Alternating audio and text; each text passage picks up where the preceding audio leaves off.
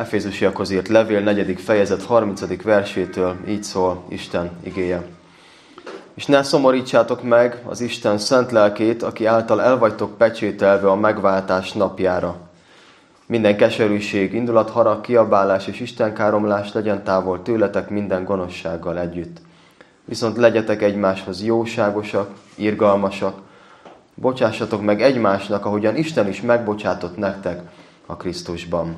Legyetek tehát Isten követői, mint szeretett gyermekei, és éljetek szeretetben, ahogyan a Krisztus is szeretett minket, és önmagát adta értünk áldozati ajándékul az Istennek kedves illatként.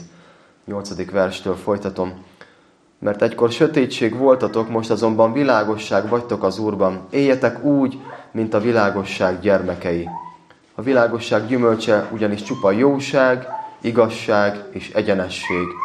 Ítéljétek meg tehát, mi kedves az Úrnak, és ne vegyetek részt a sötétség haszontalan cselekedeteiben, hanem inkább leplezzétek le ezeket. Eddig Isten igéje, kérjünk rá áldást. Úr Jézus, köszönjük neked azt, hogy igéd erős, köszönjük neked azt, hogy most is bőven osztogatod azt számunkra, hogy áldással legyen.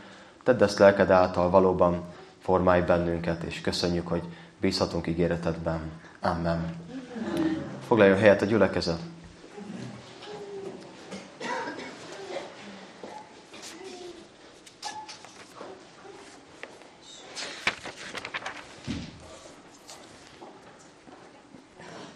Kis megszakítással ugyan, de azt a sorozatot folytathatjuk, aminek a címe az, hogy Élj szabadon, és a legutóbb 2 héttel ezelőtt volt, talán 3 hete is már, amikor az volt a témánk, hogy Élj szabadon, van megbocsátás.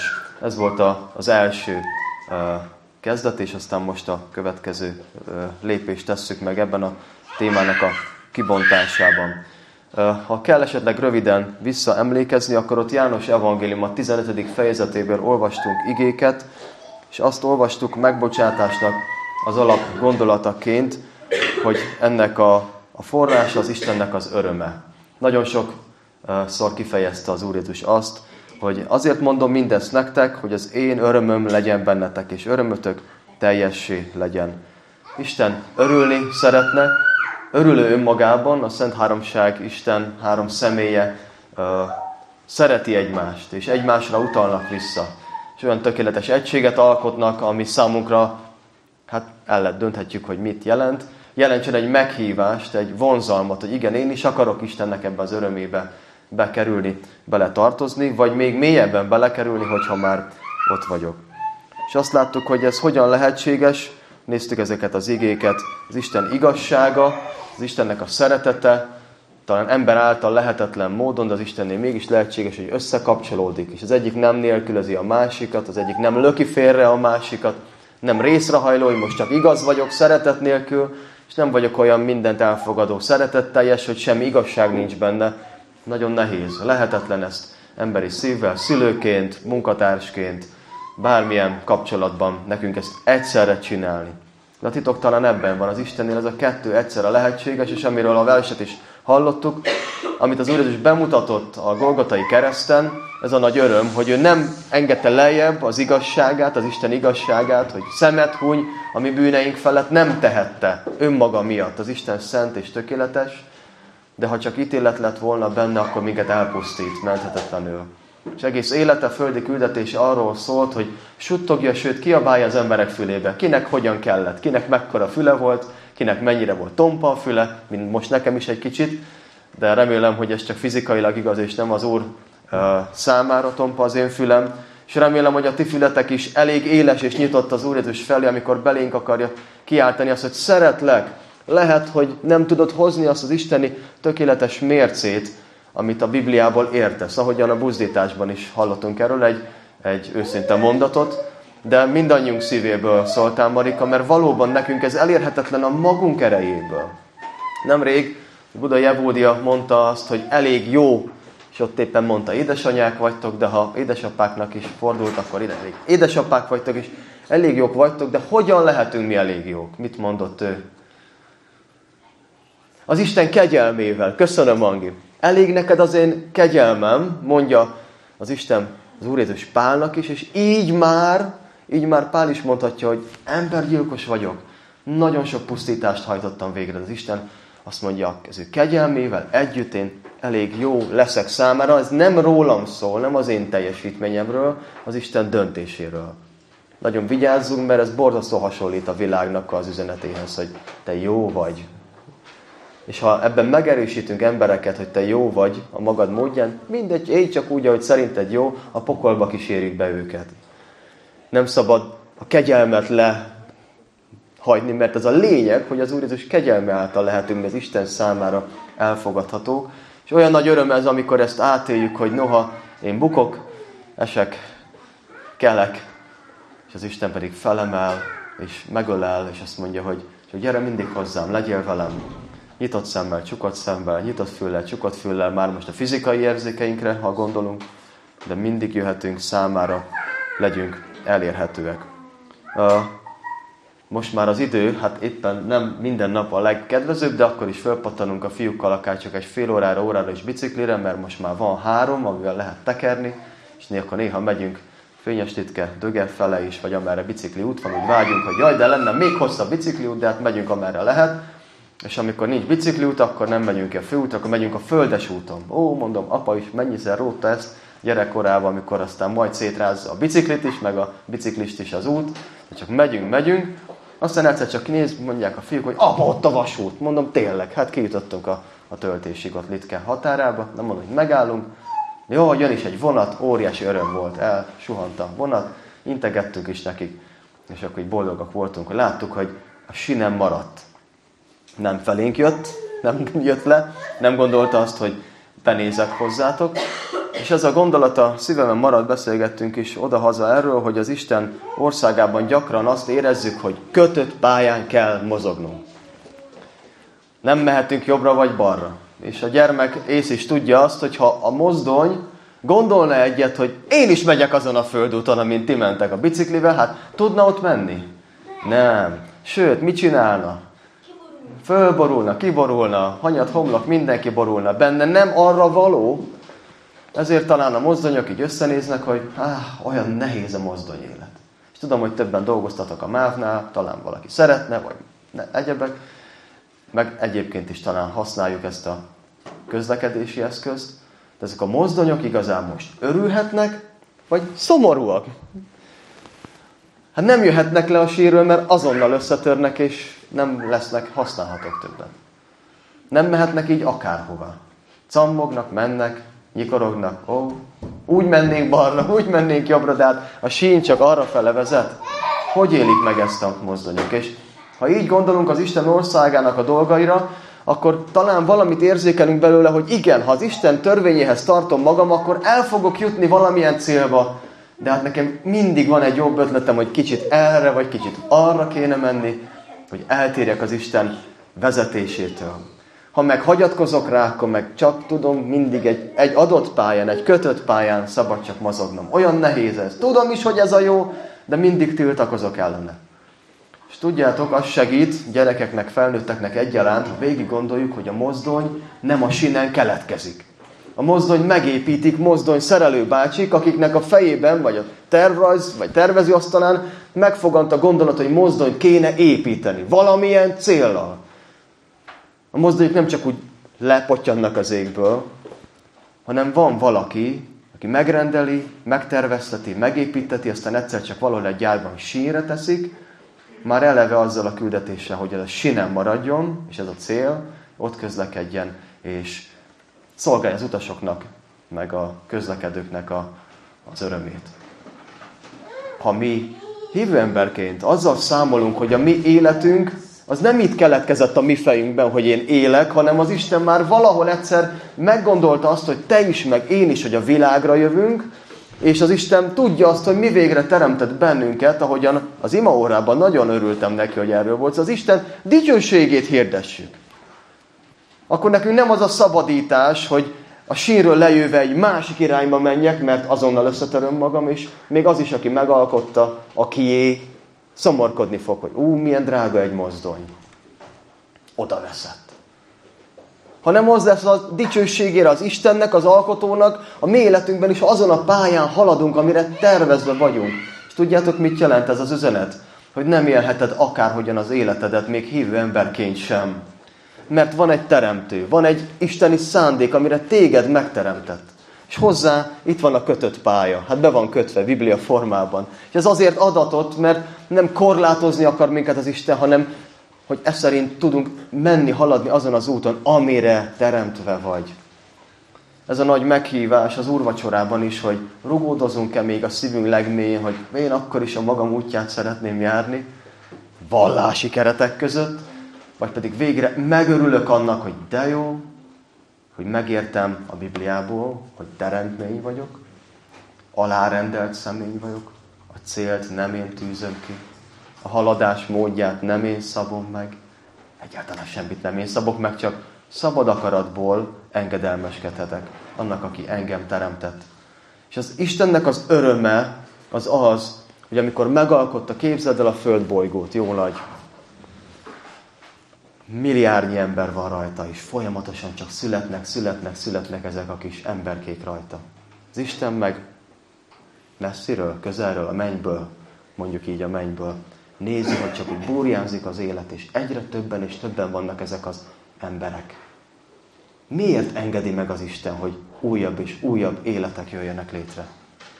Az Isten nem titkolja, leírta az igében. Azért, hogy amikor megszületnek és eszükhöz térnek, akkor szabad akaratukból, miután megismerkedtek, találkoztak ezzel az élő Istennel, hogy azt mondják, hogy én önként szeretnék a te kötött pályádon haladni, drága megváltó Úr Jézus. És az Isten azt mondja, ez az. Én ennek örülök. Ha valaki megismeri azt önként, hogy az Isten jót tervezett a teremtménye felől.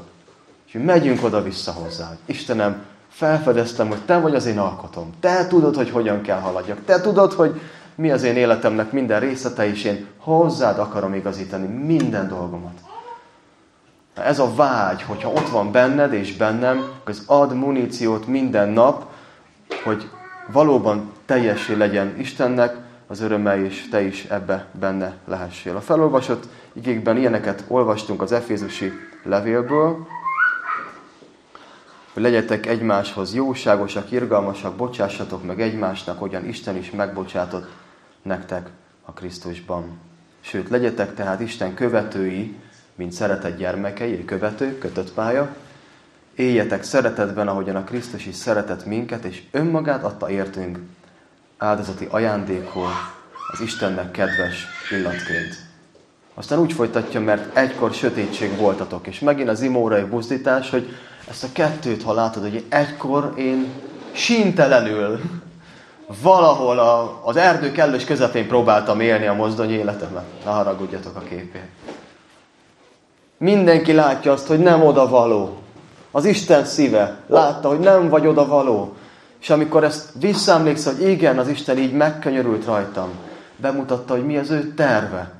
Az úrvacsorában lehet hálát adni, Istenem, köszönöm, hogy rám találtál. Köszönöm, hogy nem hagytál magamra, nem hagytál megrosdásodni és ott elpusztulni, ott, ahol már a madár se jár, hanem utánam jöttél. Annyira szeretsz engem. Ma reggel az ima tusakodásom, értetek, ritkán van, hogy van valami megértésem, pont típusú imádság közben, de ma reggel jött egy. És azt értettem meg, hogy a kisvárdai gyülekezetünkben jelenleg még nincsen széleskörű tapasztalat abban, milyen átadni a következő generációnak az Úr Jézusba vetett üdvözítő hitet. Ha bonyolultan fogalmaztam, akkor ne haragudjatok érte, de lefordítva, még várat magára az, hogy gyermekeink és unokáink is itt legyenek a gyülekezetben. És végig gondoltam, hogy Olgi néninek volt egy Zsuzsa lánya, aki hitünk szerint az Úrnál van, de ott különleges volt a helyzet, mert pont a lány révén tért meg az édesanyja. Aztán úgy tudom, hogy Valikáig nálatok is van ilyen örömteli gyermek, akinek szívből örültek.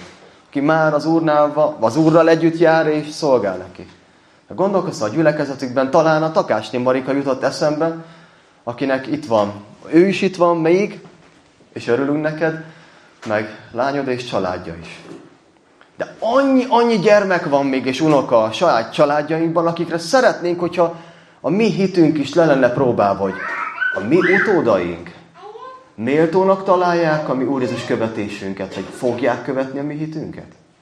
Azt fogják mondani, hogy anya, apa, papa, mama hite Krisztusban annyira világos üzenet, hogy én is követni akarom.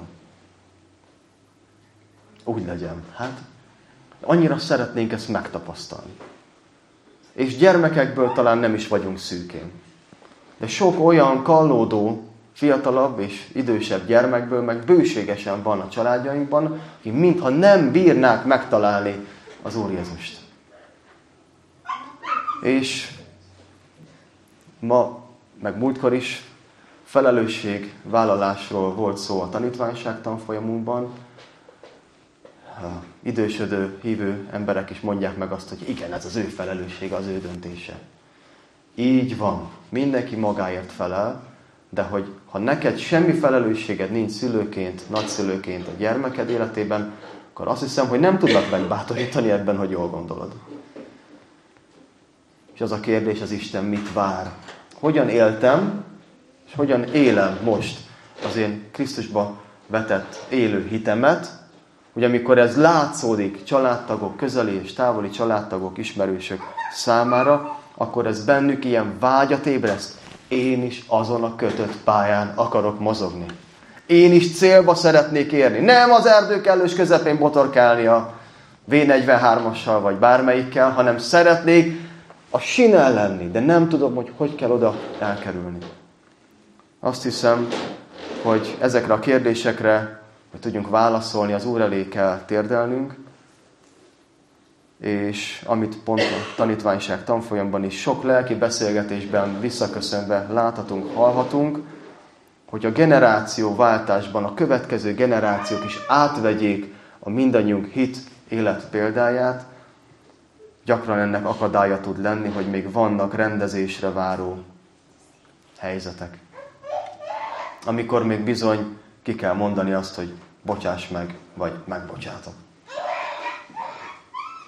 Állítólag ez a leggyakoribb akadály, a legnépszerűbb eszköze az ördögnek, hogy ilyen falakat bevigyen emberi kapcsolatokba, azért, hogy megrekesszen nem csak egy embert, egy családot, akár egy közösséget is.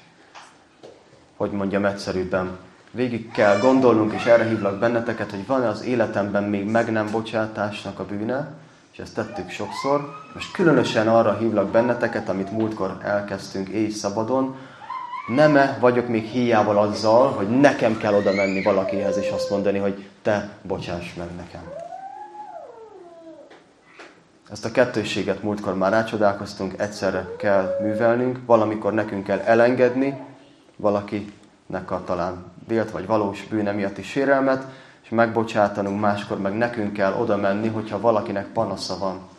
És valószínűleg, hogy jó végiggondolt, talán álmatlan éjszakákon végiggondolt válaszaink vannak, hogyha valahova még nem mentünk el, pedig az Isten szeretné, hogy elmenjünk. Talán azért, mert az én szerintem, hogy mi a jó és a helyes, az eltér az Isten által helyesnek mondottól. Ja, és itt, hogyha van egy különbség, és ez a különbség nem fog szűkülni, és nem az Isten fog változni, ha arra vagy kíváncsi, hogy mi az Isten szerint jó és helyes, és ha kész vagy arra változtatni, hogy igen, egyre közelebb akarok lenni Istenem ahhoz, amit te jónak és helyesnek mondasz, akkor megszületnek talán olyan elhatározások, mint a héten is az egyik gyülekezetünkben nagyon sírva olvastam fel azt a levelet, amit az egyik fiú küldött a gyülekezetnek és a családjának. És mondta, hogy nem mer eljönni a gyülekezetbe. Nagyon szégyelli. Hosszú időt adott már neki az Isten, és úgy érzi, hogy most csak süllyed és süllyed. De kéri az Isten, remélem, kéri az Isten bocsánatot, a gyülekezet felé fejezte ki, hogy kéri a gyülekezet és a család bocsánatát. Soha senki nem gondolta volna, hogy erre sor kerül. De azt hiszem, hogy akkor leszünk bátrak meghozni egy döntést, odaállni papa, mama elé, vagy fiú, lánygyermek, unoka elé, testvér a testvér mellé, és sorolhatnánk a sokféle kapcsolatot, hogy kérlek, bocsáss meg nekem, mert az Isten lelke eszembe jutatott valamit, hogyha eléggé vágyunk arra, hogy Istenem, a te örömöd az, amikor te általad diktált, kötött pályán haladhat az életem, akkor fogok célba jutni. És ha valami ettől elválaszt, akkor én nem akarok többet elválasztva lenni. Én engedek neked. Ez annyira nem óriási dolog, értsétek jól, óriási, hogy ne lenne óriási, hogy ezt naponta kell művelni. Naponta kell művelni. Legyen zavaró és gyanús, hogyha este arra eszmélsz, hogy hát én ma még nem kértem senkitől bocsánatot. Mert ha ennyire hibátlan az életed, kérlek segíts. Nekem minimum segíts. Hogyan kell olyan életet élni, hogy egy nap senkit ne bántsak meg? Hogyan működik az ördög csapdája, hogy ne mondjam azt bűnnek, amit az Isten bűnnek lát. És hát ha én szerintem az nem bűn, akkor nem is kell rendeznem. Ó, egy nap csak hány ilyen alkalom mellett csúszunk el, és ez olyan, mint amikor erecseg, ropog a sín, és érzi a vasutas, hogy itt valami baj készül. Itt valami helyreigazításra van szükség. Talán valamelyik kerék a sok közül, mintha már leugrott volna a sínről. De nagyon fontos nekünk az, hogy hallgassunk ebben az Úrra is. Felolvasom azt a néhány lépést, vagy szeletet, amit a bűnbocsánat témában beszéltünk múltkor, és az első 3 fogom megemlíteni, most is, meg otthoni továbbgondolásra. Bibliai alapokon való megbocsátást 10 ilyen pontba foglaltuk össze. Az első a bűn felismerése, a bűn tudat, a bűn beismerése. Ez a 3, amiről most hadd ejtsek majd néhány szót. És ha megyünk tovább, akkor a büntetés elfogadása, a bűnbánat, vagy szégyen, aztán a bűnbocsánatot kérni Istentől, bűnbocsánatot kérni az emberektől, megbocsátani magamnak, bűnbocsánatot elfogadni, és fogadni az Istentől a szabadságot, a teljes szabadságot, amit csak ő adhat meg. Még egyszer mondom, mindez a köré illeszkedik, az Isten hív bennünket az ő örömébe, és igaz, az igazságáról nem mond le, ezért bizony rámutat a szívedben, az én szívemben is, hogy mi az, ami szerinte helyes vagy helytelen, de szeretettel teszi ezt, és a szándéka nem az, hogy elpusztítson, noha Isten előtt nem állhat meg senki, aki bűnös, hanem arra hív most még, hogy tedd le azt, ami az Istentől elválaszt, és legyél tiszta, mert az Isten is tiszta. Az efézusi akkor írt levélből olvastunk fel. Az efézusi gyülekezetnek a születésének a részleteiből szeretnék csak egy gondolatot felolvasni. Talán emlékeztek rá, és Apostolok Cselekedeti Szólókönyv 19. fejezetében van hosszasan is írva, meg kicsit hamarabb is erről a gyülekezetről. Apollós is járt, Korintusban volt még, amikor Pál a felső vidékeket járta, és így érkezett Efézusba. Korábban is volt már találkozás, de Pál Efézusban néhány tanítványra talált, és megkérdezte azt, hogy kaptatok-e szent lelket. És figyeljétek majd, hogy mi fog ezután történni. Mert amikor azt válaszolták, hogy mi azt sem hallottuk, hogy van Szentlélek, akkor megkérdezte tőlük, hogy milyen keresztséget kaptatok. János keresztségét válaszolták. Pál akkor így szólt: János, amikor keresztelt, megtérést követel, de azt mondta a népnek, hogy abban higgyenek, aki utána jön, azaz Jézusban. Amikor ezek meghallották, bemerítkeztek az Úr Jézusnak a nevére. És amikor Pál rájuk tette a kezét, leszállt rájuk a Szentlélek, úgy, hogy különböző nyelveken szóltak és profétáltak. Ezek a férfiak mind összesen 12-en voltak. Elindult egy gyülekezet Szentlélek nélkül üzemmódba. És tudatlanságuk van még, de amikor Pál észreveszi ezt, hogy itt valami még nincs a helyén, akkor az Isten használja őt, hogy ezt a még félig sinen lévő gyülekezetet sírre kéne tenni. Hát Szentlélek nélkül nem fognak tudni haladni. És megengedik maguknak, hogy igazad van, Pál. Felismerjük, hogy az Istentől van az az üzenet, amit mondtál, és az Isten vissza is igazolja, mert nem csak egy imádságot olvasunk, több helyen csak ennyit látunk, nincsen semmi különösebb jelcsoda, de itt Efézusban még jelcsoda is történik, a nyelveken szólással, hogy biztosítsa az Isten, talán Pált is, munkatársait is, meg az efézusiakat, hogy valóban az Isten szent lelkét fogadták most. Nézzétek, hogy mi történik a gyülekezet életében, akiből látni fogjuk azt, és talán legtöbben ismeritek is, hogy nem egy tökéletes gyülekezet volt emberi értelemben. Isten keze pedig nem mindennapi csodákat tett Pál keze által, úgyhogy még levetett kendőit vagy kötényeit is elvitték betegekhez, és betegségek eltávoztak tőlük, a gonosz lelkek pedig kimentek belőlük. Erre a vándorló zsidó ördögűzők közül is megkísérelték néhányan a gonosz lelkektől megszállottak felett kimondják az Úr Jézus nevét, így szóltak, kényszerítünk titeket arra Jézusra, akit Pál hirdet.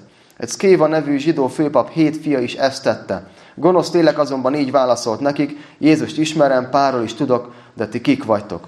Az az ember pedig, akiben a gonosz lélek volt, rájuk ugrott, legyűrte őket, föléjük kerekedett úgy, hogy mezítelenül és sebesülten futottak ki abból a házból.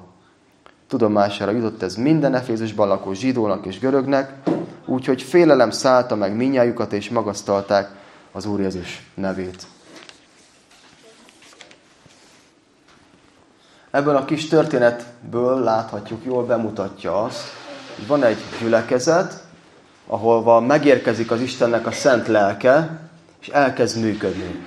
És főleg Pálon látjuk azt, hogy elkezd csodálatos dolgokat tenni, de a fókuszban nem a csodák vannak, hanem az, hogy az Isten megerősít a csodákkal a lényeget, az ige hirdetést, az evangélium hirdetést. Erre volt szüksége minden efézusinak, akik még nincsenek megtérve. Kezdetben 12 férfiból állt ez a gyülekezet, és az Istennek nagy terve volt, mondta is Pálnak, hogy nagy népen van ebben a városban. Úgy szeretném, testvérek, átélni, hogy ez Kisvárdán is megvalósul.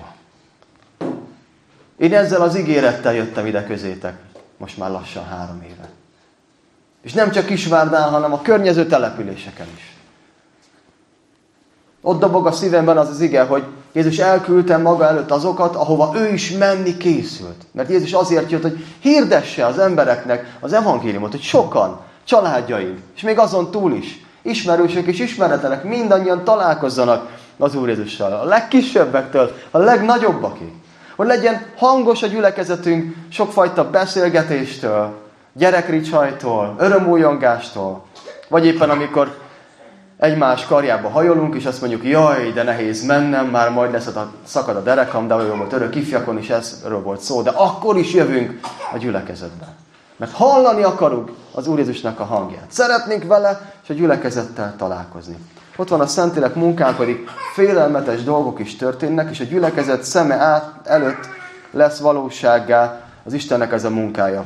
3 dolog, amit most fogunk, ez a fókuszunk, persze lehetne több mindenről beszélni, de a bűn felismerés. Úgy tudtam ezt megfogalmazni, hogy van eltérés az ember jónak mondott dolga és az Isten által kinyilvánított jó között. Általában. Fontos az, hogy egy ember életében jelen legyen, aki a kötött pályán szeretne haladni, hogy tudja azt, hogy létezik ez a fogalom. Hogy ahogy az ember gondolkozik, meg ahogyan az Isten gondolkozik, a különbség van. És halálunkig harcolunk ezzel a kettősséggel. Nincs sajnos az a földi állapot, hogy úgy lennénk, hogy most már mi mindent úgy gondolunk, hogy az Isten gondolja. Roppant veszélyes úgy gondolni, hogy most amit én gondolok, az Isten gondolja. Mert az fordítva működik, hogy az Isten mond, gondol, azt kell nekem is gondolnom. Miért kell annyit tusakodni az Isten előtt? Miért kell annyit imádkozni? Miért nem szabad spórolni az ima életeden? Miért duplázd meg, triplázd meg, 4-szerezd meg az ima életedet? Hidd el, nem marad hatás nélkül. Na nem a pogány papok módjára való ilyen Baál oltár körül való mormogásra gondol itt az Úr Jézus? Mantráz valamilyen imádságot, hogy lélek nélkül, hanem a lélekkel teljes imádság. Amikor fáj neked is az, ami az Istennek fáj. És amikor örülsz annak, aminek az Isten örül. Ráhangolódni. Nagy szükség van erre. János evangélium a 16. fejezetében olvassuk azt, mi a léleknek munkája, amely itt megnyilvánult a gyülekezetben is. Amikor eljön, mármint a lélek, leleplezi a világ előtt, hogy mi a bűn, mi az igazság és mi az ítélet. A bűn az, hogy nem hisznek én bennem. A bűn az, hogy nem bízzák magukat rám, mondja az Úr Jézus. A bűn az, hogy nem engedik meg az emberek, hogy én mondjam meg nekik, hogy mi a jó. És ha bűnre gondolsz, lehet, hogy arra gondolsz, hogy valaki csúnyán beszélt, de tentem. Én mondtam valami illetlen szót, vagy valamit rosszul tettem. Jézus még jobban a mélyre mutat. Nem csak a cselekedeteket, a szavakat mondja, bár azokban is nagyon sok minden tetten érhető, hanem azt mondja, hogy az alapvető probléma az, hogy nem hisznek bennem. Nem hagyatkoznak rám. Nem engedik magukat vezetni. Ez a legnagyobb baj. És ez a vizsgálatnak a tárgya lehet. Első megállapítás, hogy van ilyen, hogy bűn. Talán lehet, hogy azt mondjátok, ez tudjuk. De fontos egy kicsit megállni, és föltenni kérdéseket. Egy napodnak is a tükrét, ha nézed. Tudtad, hogy úgy indulsz el, hogy lesznek hajlamaid, ami nem az Istennek kedves? A bűn ellen való harcban nagyon fontos ez az első lépés, hogy bennem, ami az óemberi részem, az arra fog húzni, hogy térjek le a kötött pályáról. Ha ezzel nem számolok, már nyert ugye van a sátánnak. És lehet, hogy észre sem fogom venni, hogy már hol zötyögök, csak amikor már nagy baj van.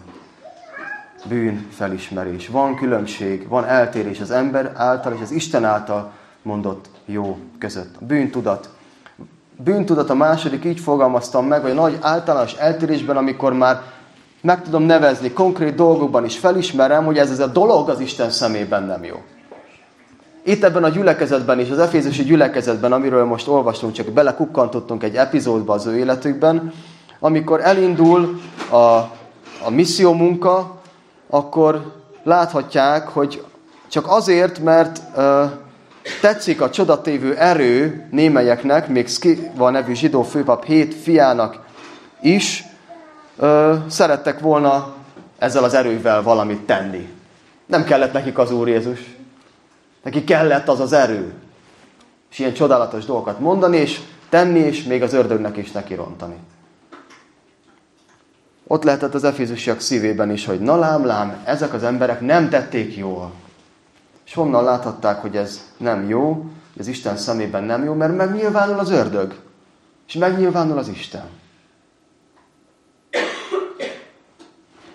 Ha az efézusi levelet olvassátok, és talán házi feladatnak, ritkán szoktunk házi feladatról beszélni Isten tiszteleten, a 4.-5. fejezetben hosszú bűnlisták vannak felsorolva. Mik azok a dolgok, amik az Isten számára nem annyira kedvesek?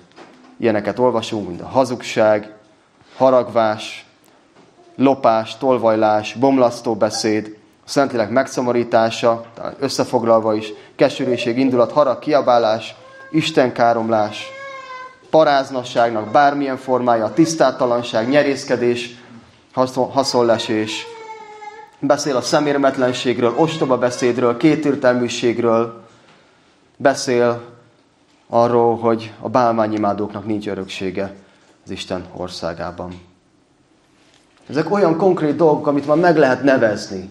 Nem lehet azt mondani, hogy ez a másiknak bűn, ha ezt elköveti, de ha én teszem, akkor az nem. Nagyon gyakran kísért, húz ebbe a csatornába bennünket a sátán.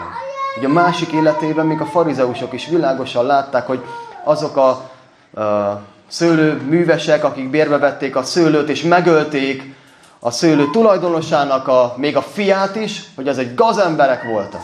El kell venni tőlük a szőlőt. Halál előtt Jézus nem sokkal kérdezi, próbálja ébrezgetni a vezetőknek a figyelmét. Látjátok a más életében a bűnt. És akkor ti megölitek a profétákat? Óriási vakság tud lenni az ember szemében, és csak óriási áldás, hogyha Szentléleknek a gyümölcse lehet az a te szívedben, az én szívemben, vegyük áldásképpen, bár az elején szégyenletes, de ha az Isten rámutat valamire, hogy ebben Krisztián nem jól gondolkozol, változtassa a gondolatodon, nem a helyes úton mész. Bűntudat, amikor konkrét dolgokról már többet nem takarózok, hogy igen, ez bűn az életemben, így többet nem beszélhetek. Nem lehet a szívemben egyik keserűség, hálátlanság. Nem lehet az első szavam, hogy felindulok mindig valami, ha nem úgy sikerül, hogy én szeretném. Ezt nem dicséri meg az ige. És nem csak a más életében. Nagyon-nagyon fáj a szívem az óvodai dolgozókért és az édesanyákért, édesapákért. De olyan bémegeléssel dobálják be a gyerekeket reggel, hogy repülnek a gyerekek az óvodába, a csoportba. Összegyűröd a ruhámat, mit képzelsz magadról? És repül be a gyerek. Tegnap előtt. És ott állok lefagyva. Mit vétett az a gyerek?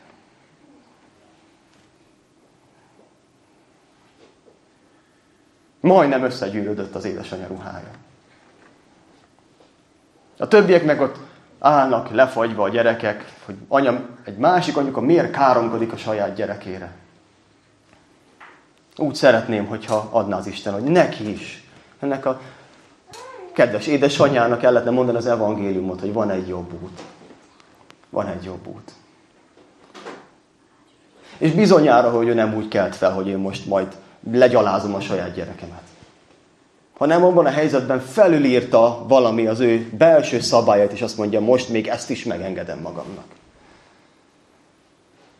Ez a baj, amikor az ember úgy gondolja, hogy ő jobban tudja, mi a jó. És ez már minden piros lámpának kellett volna villogni belül, hogy stop, állj meg, mit teszel? És hogy ne másról beszéljek, hogy hányszor volt, amikor az én lámpám is hiába villogott. És keservesen kellett gyászolnom, sírnom saját bűneim felett az Isten előtt. Még akár a családom jelenlétében is. Könyörögve, hogy kérlek, bocsássatok meg.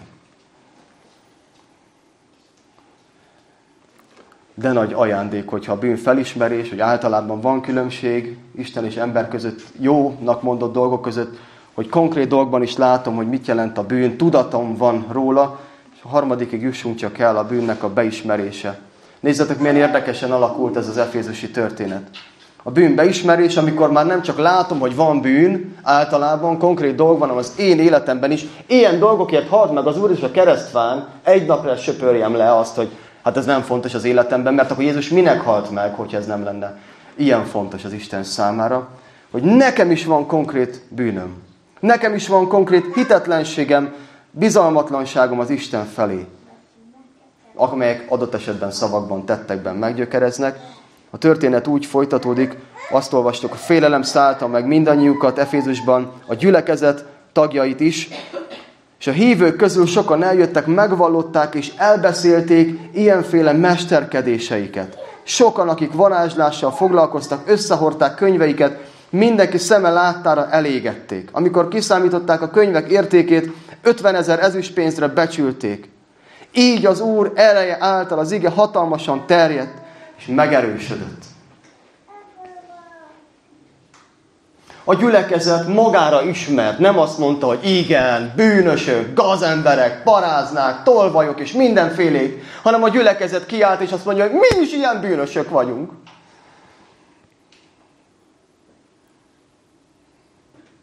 Ameddig takargatás van, testvérek, nem győzöm mondani, mind a 4 gyülekezetünkben tragédiák történnek ezekben a napokban is családokban. Azért, mert azt mondja valaki, nem merünk kérni ima segítséget. Nem merünk kiállni, nem merjük bevallani. Nem kéne ennek így lennie. Halljatok a kiáltó szóból, nem kéne, hogy így menjünk a pokolba, testvérek.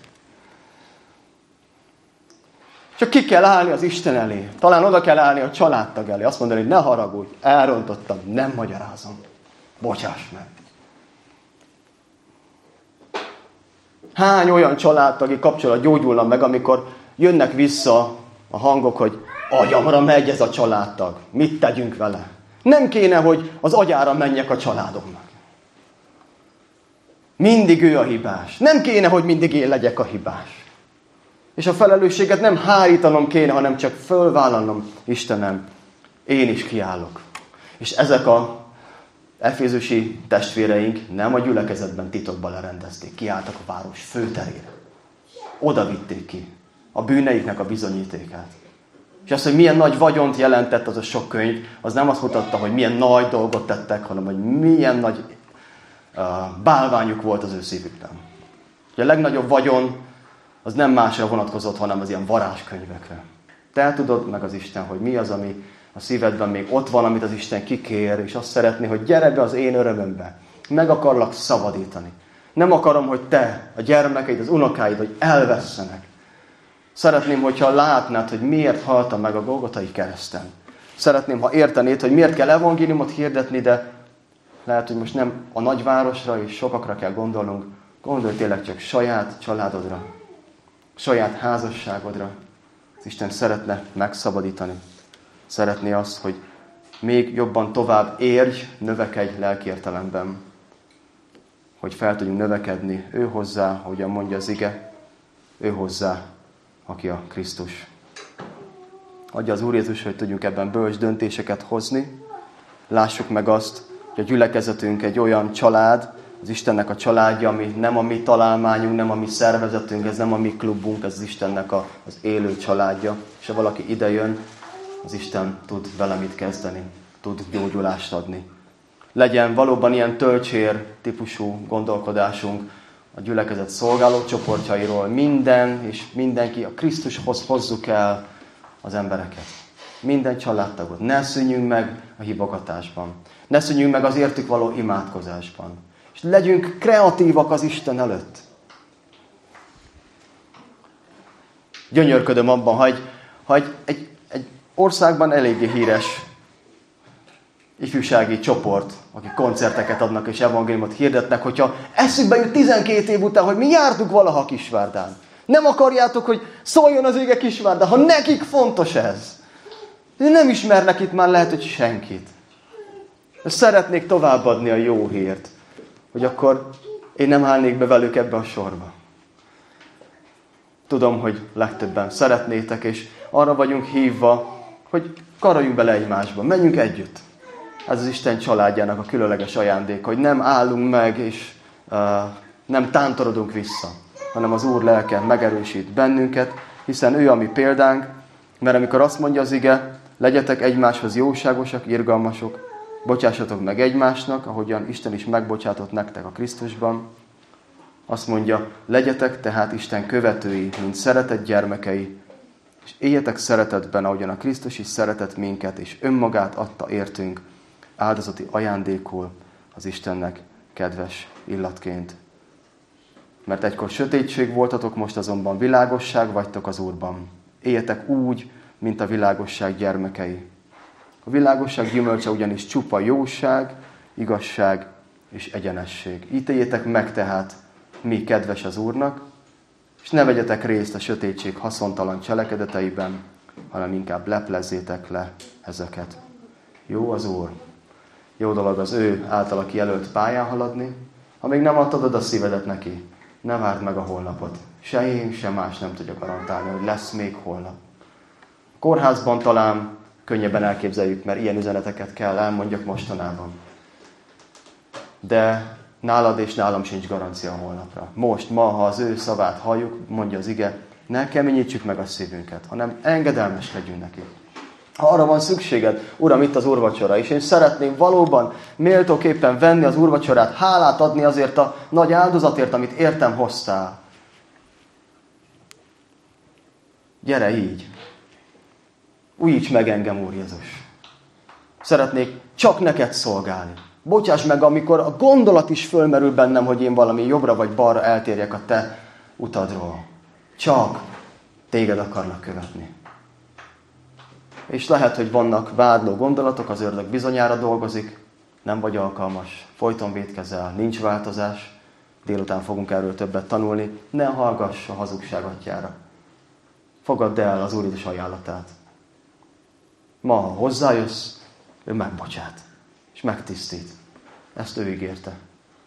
Bármilyen szívvel is jöjjünk most hozzá, imádkozzunk, mindannyian csendben, tegyük most ezt, néhány pillanatig legyünk így együtt csendben, és aztán én fogok imádkozni hangosan. Hajtsuk meg fejünket imára.